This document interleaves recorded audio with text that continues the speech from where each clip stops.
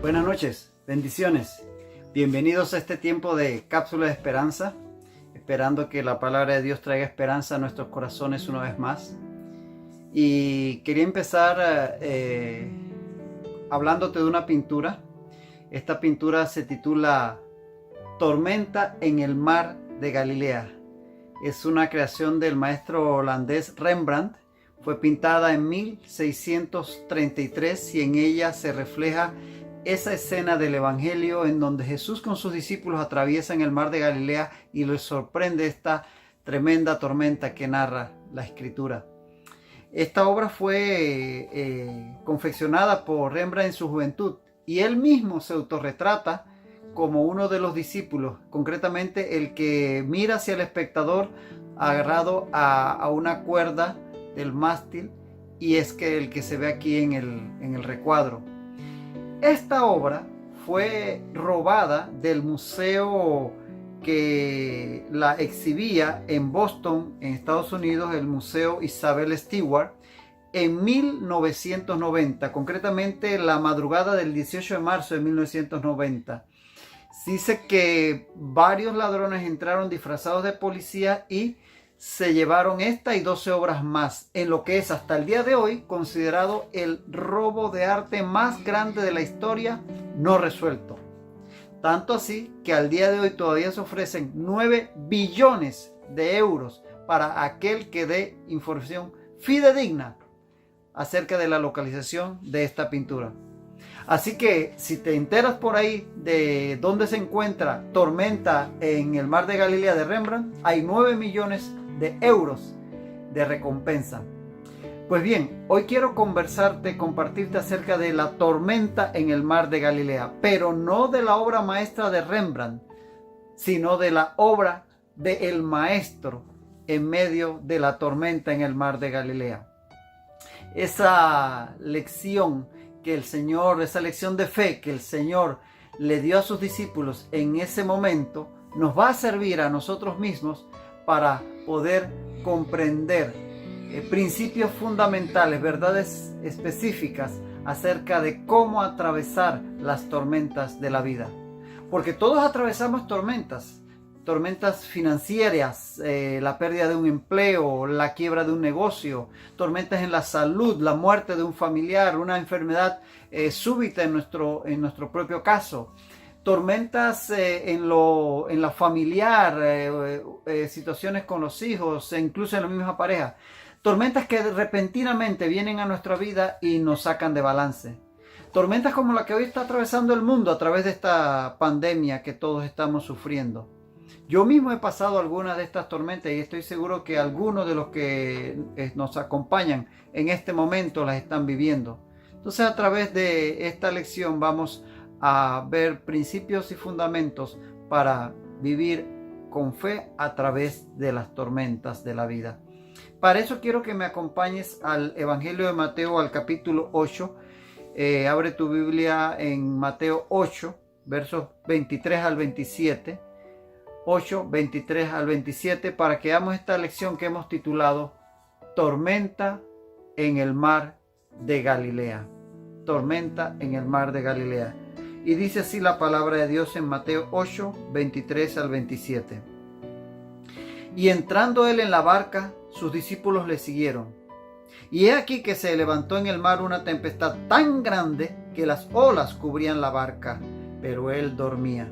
Y vinieron sus discípulos y le despertaron diciendo: Señor, sálvanos, que perecemos. Él les dijo: ¿por qué teméis, hombres de poca fe? Entonces, levantándose, reprendió a los vientos y al mar, y se hizo grande bonanza. Y los hombres se maravillaron diciendo: ¿qué hombre es este, que aún los vientos y el mar le obedecen? Que el Señor añada bendición a su palabra. Tormenta en el mar de Galilea. Les decía que a través de este pasaje queremos ver algunos principios, algunas verdades fundamentales para lidiar con las tormentas en nuestra vida. 7 principios que quiero compartirte en esta ocasión. El primero de ellos, el primer principio es que la obediencia es necesaria para atravesar con éxito las tormentas. La obediencia es necesaria para atravesar con éxito la tormenta. Y fíjate que dice para atravesar con éxito la tormenta, no dice para evitar las tormentas. Es para atravesarlas con éxito, no para evitarlas. Dice el verso 23, y entrando él en la barca, sus discípulos le siguieron. Jesús fue por delante y ellos le siguieron, es decir, le obedecieron, porque es necesario seguirle, es necesario andar en sus pisadas, como dice Primera de Pedro 2:21, andar como él anduvo, es decir, obedecerle. La obediencia es necesaria. Y los discípulos obedecieron a Jesús porque si lees el versículo 18, unos versículos antes del texto que ya vimos, dice allí, mandó pasar al otro lado. Mandó pasar al otro lado. Fue una orden que él dio y ellos obedecieron. Y obedecieron sin preguntar, ¿por qué vamos para el otro lado? Sin cuestionar. Porque el discípulo obedece al Señor aunque no tenga todas las respuestas. El discípulo obedece aunque no lo tenga todo claro. Ellos obedecieron sin preguntar. Y podemos pensar que a pesar de que muchos de ellos eran pescadores y se habían criado a orillas del mar de Galilea y podían tener muchos elementos de juicio para cuestionar la decisión del Señor Jesús, no lo hicieron. Porque el discípulo obedece al Señor a pesar de la lógica humana, a pesar de la lógica humana, esa que a veces nos hace cuestionar por qué el Señor plantea esto en su palabra, por qué esto y por qué aquello. El discípulo obedece al Señor a pesar de la lógica humana. Y por otro lado, al otro lado, a donde el Señor decía que fuesen, había gentiles, los gadarenos. Lo sabemos porque criaban cerdos, animal inmundo para los judíos, así que no eran judíos. De tal manera que para los discípulos ir al otro lado significaba ir en contra de sus propios intereses, porque sus intereses estaban para con los de su nación, pero Jesús lo estaba ordenando ir a los gentiles, cosa que iba fuera o estaba fuera de sus propios intereses, porque el discípulo obedece al Señor aún a pesar de ir en contra de sus propios intereses.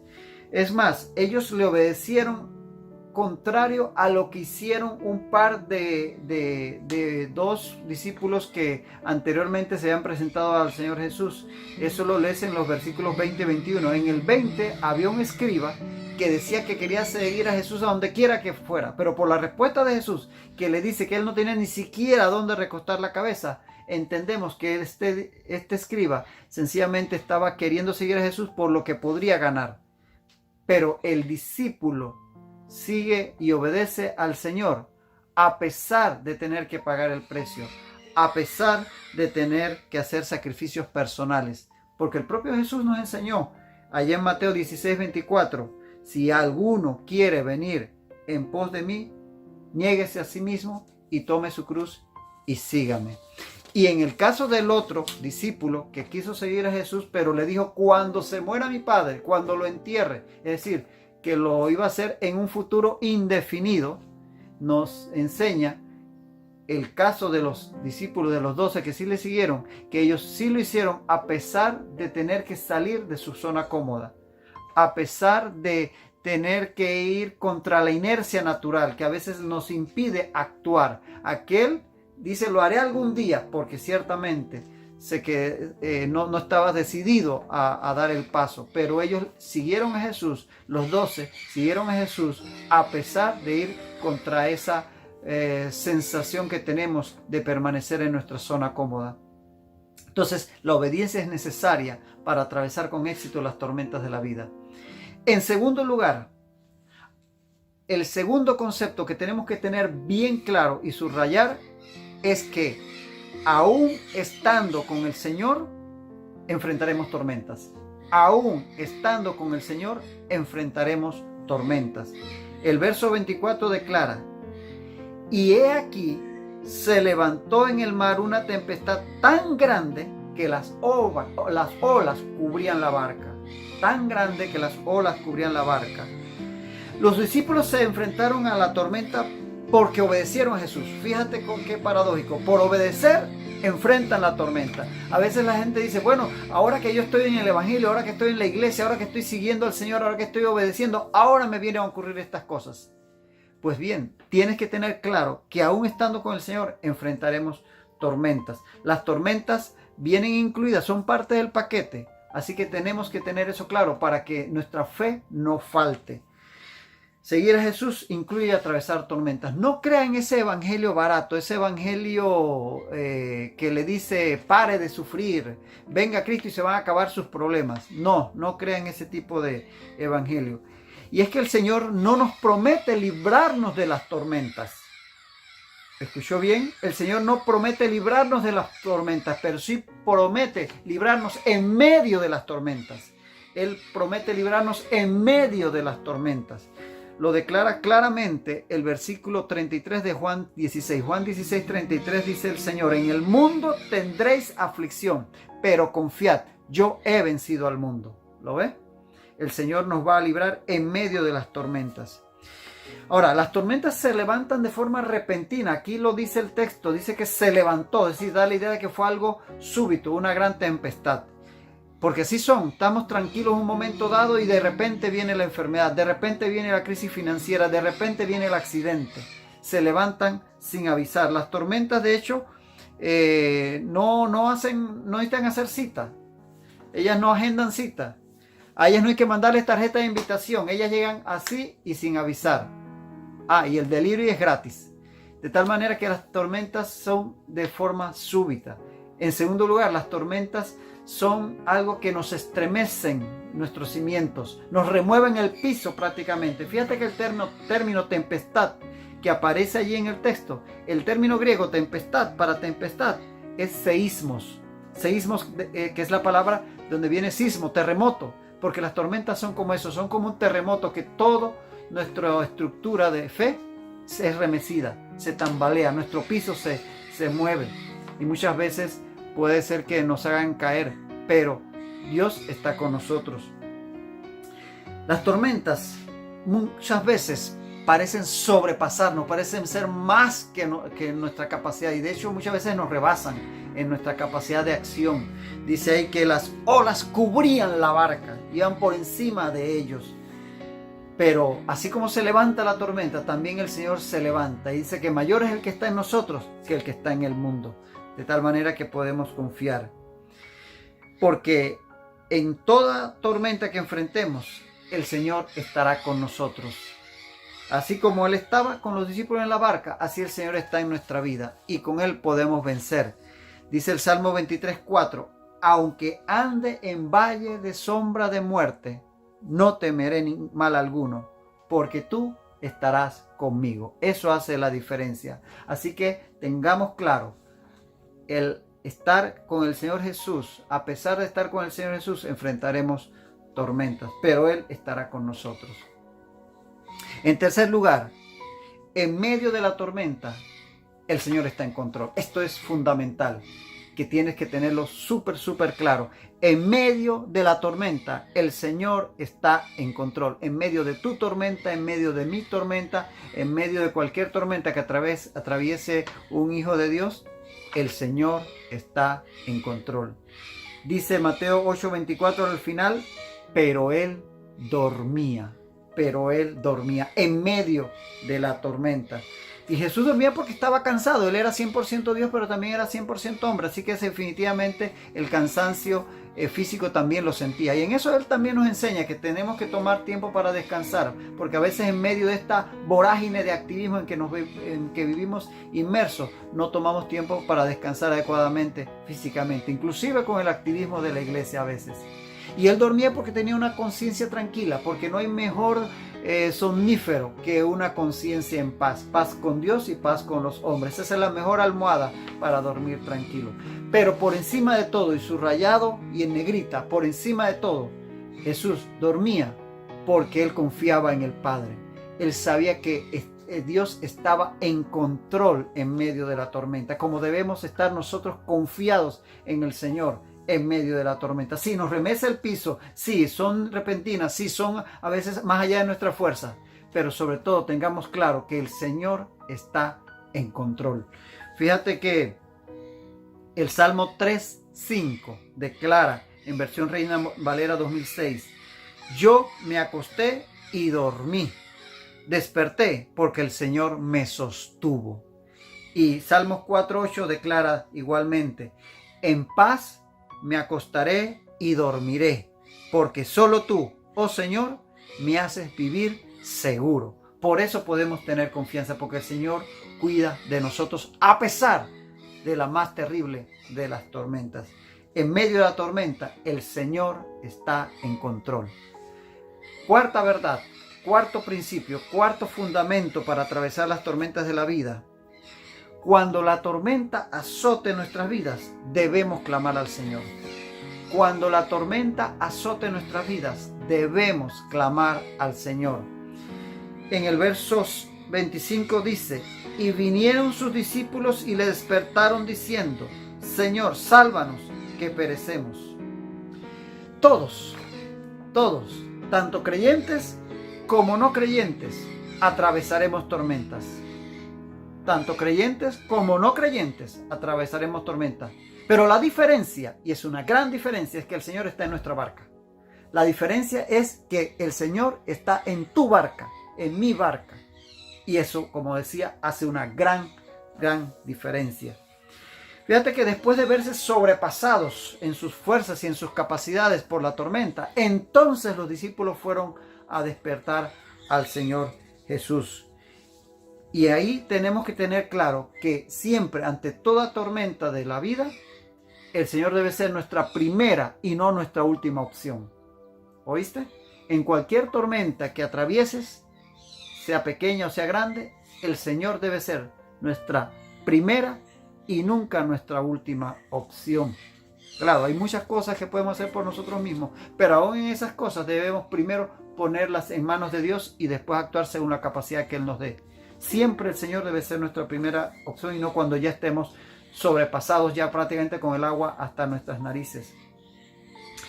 Mira, a pesar de que varios de ellos eran pescadores, como ya habíamos resaltado, y acostumbrados a lidiar con este mar de Galilea, los pescadores del mar de Galilea le fueron a pedir ayuda al carpintero de Nazaret. ¿Qué te parece? Porque ellos tuvieron que poner a un lado su autosuficiencia, esa capacidad y esa experiencia de lidiar con el mar de Galilea y decir: tenemos que ir donde el Señor porque Él sabe más que nosotros. Porque en medio de esa tormenta que atravesamos, ya sea pequeño o grande, debemos dejar a un lado esa autosuficiencia. A lo mejor yo tenga la capacidad, a lo mejor tenga la experiencia, pero siempre pensar y considerar que el Señor sabe más, que el Señor tiene mayor capacidad. Así que a pesar de mis capacidades y mis experiencias, debo poner primero que todo mi situación, mi tormenta en manos del Señor y luego confiar en Él y actuar. Literalmente, la frase que ahí se traduce de parte de los discípulos en griego diría: Señor, sálvanos ya, que estamos pereciendo. Fíjate que los discípulos, tomados del temor, prácticamente se veían ahogados. Ellos prácticamente ya lo daban todo por perdido. Por eso dicen: sálvanos ya, porque estamos pereciendo. O sea, no vamos a perecer, estamos pereciendo. De tal manera que esto nos enseña que el temor realmente hace que muchas veces veamos la tormenta más grande de lo que es. Alguien dijo que el problema no es el problema, sino la reacción al problema. ¿Oíste? El problema no es el problema, sino es nuestra reacción al problema. Y es que a veces no es tanto la tormenta exterior, sino la tormenta interior, esa que en nuestro corazón se gesta al ver las primeras nubarrones externos. Y tenemos el primer síntoma, la primera molestia, y ya pensamos que es una enfermedad incurable la que nos está asaltando. Tenemos una pequeña situación con nuestros hijos y de repente no llegan a casa a la hora que dijeron y ya pensamos lo peor, que les sucedió algo malo. Hay una situación económica difícil, financiera, ya nos vemos despedidos, ya vemos el negocio quebrado, ya nos vemos en la quiebra. Siempre el temor hace que veamos más grande de lo que es el problema, como estos discípulos que ya se veían prácticamente ahogados. Ahora bien, fíjate que el Señor Jesús no se despertó por la tormenta. El vaivén de las olas y el viento y todo aquello no lo despertaron. A Él lo despertaron las palabras, el clamor de los discípulos. ¿Ves? Él en la tormenta estaba tranquilo, pero ante su clamor, ante el clamor de los discípulos, es que Él se levanta. Porque a Dios no lo inquietan nuestros problemas. Dios no se pone nervioso ante nuestras tormentas. A Él lo mueven nuestras oraciones. A Dios lo mueve nuestro clamor. De tal manera que el Señor Jesús se levantó ante su clamor, ante su petición. Porque ante las tormentas de la vida debemos clamar al Señor. En quinto lugar, las tormentas de la vida sirven para calibrar nuestra fe. Las tormentas de la vida sirven para calibrar nuestra fe. Dice el verso 26, Él les dijo, ¿por qué teméis, hombres de poca fe? Fíjate que Jesús no se levantó alterado. Jesús no se levantó alterado. Él se tomó su tiempo para darles una lección de fe a los discípulos. Y para que en medio de la tormenta no se dejaran tomar del temor, sino que tuvieran fe. Y lo hizo así porque Él estaba en control. Él no estaba desesperado. Él estaba en todo tiempo en control de la situación. Y Él no les llamó la atención porque le perturbaran su sueño. Él les llamó la atención porque se dejaran perturbar por la tormenta y el temor que eso les generaba. Eso es lo que Él le hace énfasis. Y es que las tormentas de la vida nos permiten conocer el nivel de nuestra fe. Nos permiten saber en qué nivel estamos en cuanto a la fe. Mientras no atravesemos tormentas, nos parecerá que sí podemos enfrentar lo que venga. Pero es cuando estamos en medio de la tormenta que sabemos de qué grado de fe, con qué grado de fe contamos. Sabremos de qué está hecha nuestra fe. Y podremos, por tanto, crecer en ella.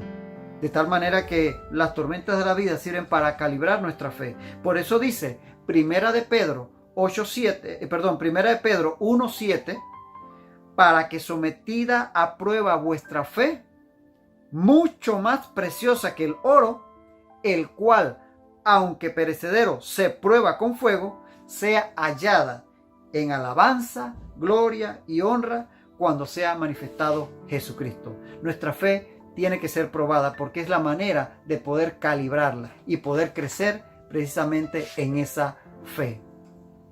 Los discípulos tenían fe, sin duda que la tenían, porque de hecho le habían seguido, como habíamos mencionado en el primer punto, le habían seguido sin preguntar.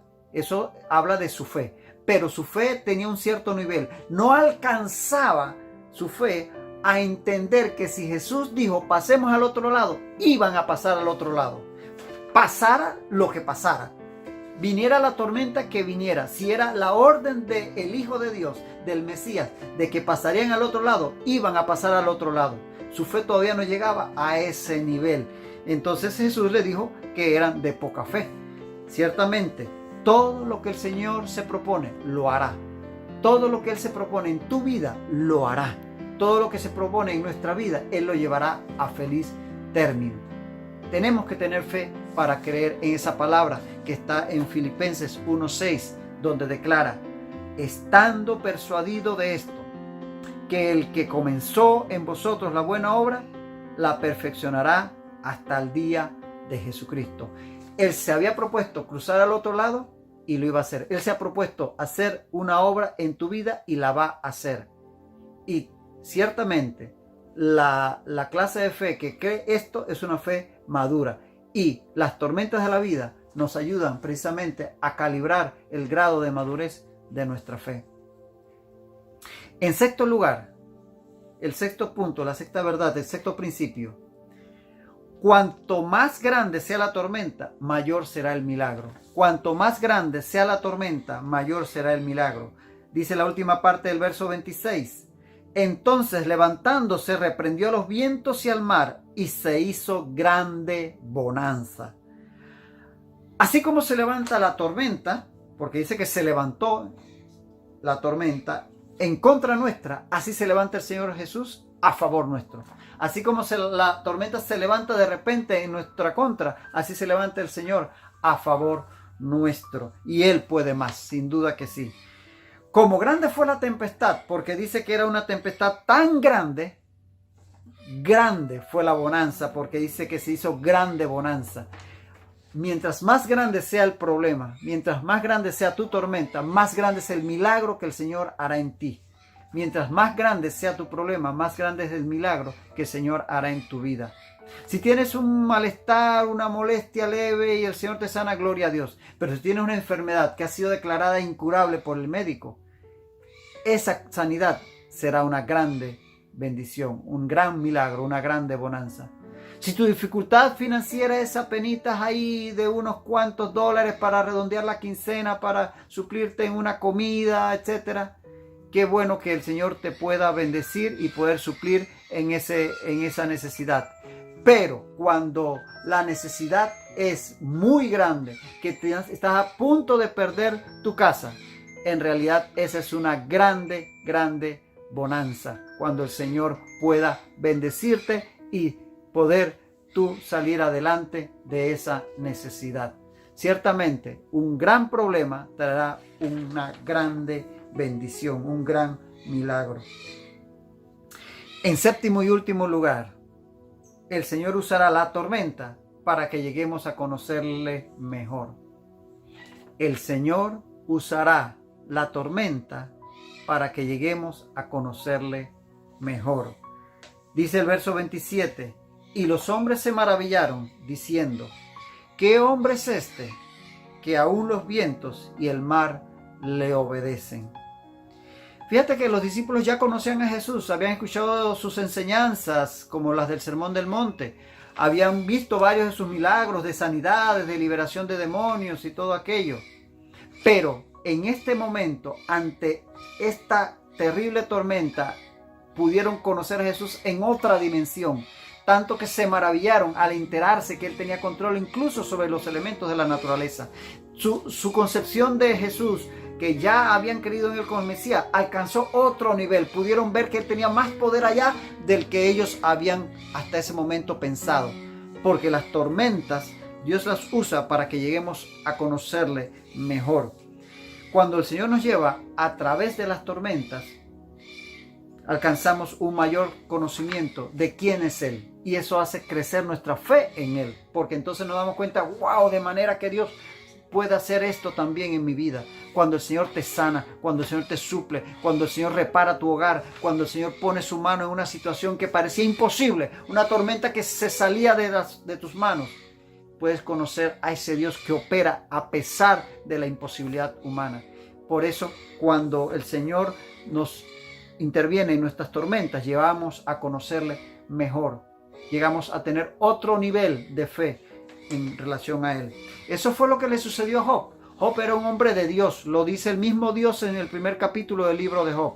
Y a pesar de ser un hombre que Dios le elogiaba por su fe y su comportamiento, fue a través de una gran tormenta que ustedes conocen perfectamente, que está en su libro, de cómo atravesó por la enfermedad, por la pérdida económica, por la pérdida de su familia, que al final él pudo decir en Job 42:5, Job 42:5, de oídas te había oído, mas ahora mis ojos te ven. Fue a través de la tormenta que Job conoció a Dios más personalmente, más íntimamente. Le llegó a conocer de una forma mucho más intensa. Porque Dios usará las tormentas de nuestra vida para llevarnos a otro nivel en el conocimiento de Él por parte de nosotros. Y eso generará una mayor fe y poder confiar en Él para el futuro próximo. Como vemos, las tormentas en nuestra vida no son por casualidad. Cada tormenta que atravesemos tiene propósito de Dios. No hay ninguna tormenta que te afecte que no sea necesaria. Pero puedes confiar que cualquiera sea la tormenta que estés atravesando o vayas a atravesar, el Señor está contigo. El Señor está en control. El Señor te va a llevar al otro lado. Puedes ponerle el sello, puedes ponerle la firma, puedes creer en Él, porque si estás en sus manos, Él se encargará de tomar el control y habrá una grande bonanza. Cuanto más grande la tormenta, más grande la bendición, más grande el milagro. Y al final, sobre todo, el Señor te va a llevar a otro nivel de fe, en el cual vas a tener una mayor relación, más estrecha conocimiento de Él y puedas confiar en Él todavía mucho más para el futuro y tu relación con Él se va a ver enriquecida. Yo sé que hay muchos que en este momento están atravesando tormentas pequeñas, medianas, grandes. Y quisiera que tomásemos un breve tiempo para poner nuestras tormentas en manos del Señor. Allí donde tú estás, allí donde te encuentras. Vamos a orar. Tú solamente ahí delante de Dios, inclina tu cabeza y oremos todos juntos, poniendo nuestras propias tormentas en manos del Señor. Él las conoce, pero recuerda que Él no lo mueve nuestras tormentas, lo mueve nuestro clamor. Bendito Dios, bendito Padre Celestial, en esta hora te alabamos y te bendecimos y glorificamos tu nombre. Y presentamos delante de ti, Señor, nuestra necesidad de cada uno de nosotros, Señor. Tú las conoces, Dios. Tormentas en el hogar, tormentas en la economía, tormentas en la salud, tormentas en lo emocional, Señor. Tormentas externas y también tormentas internas, Señor. Pero cualquiera esta sea, Señor, ahora oramos por cada uno de los que nos acompañan en esta noche, Señor. Cada uno de los que vean este video, Señor. Para que tú, Dios, tomes control de la tormenta y pongas tu mano, Señor, y pongas paz y hagas grande bonanza. Que cada uno de nosotros pueda ver el testimonio de tu mano poderosa en nuestras vidas, llevándonos al otro lado, llevándonos a feliz término, y que podamos, Señor, conocerte más y más como ese Dios que hace lo imposible posible. Gracias te damos, Señor, por oírnos una vez más y poder nosotros ahora confiar en ti, Señor. Nos dejamos en tus manos, descansamos en tus manos, confiados en que tú harás. En el nombre de Cristo Jesús. Amén y amén. Que el Señor bendiga tu vida rica y abundantemente y sigue confiando en Él porque Él está en control. Hasta la próxima vez, que tu vida sea muy, muy bendecida. Amén.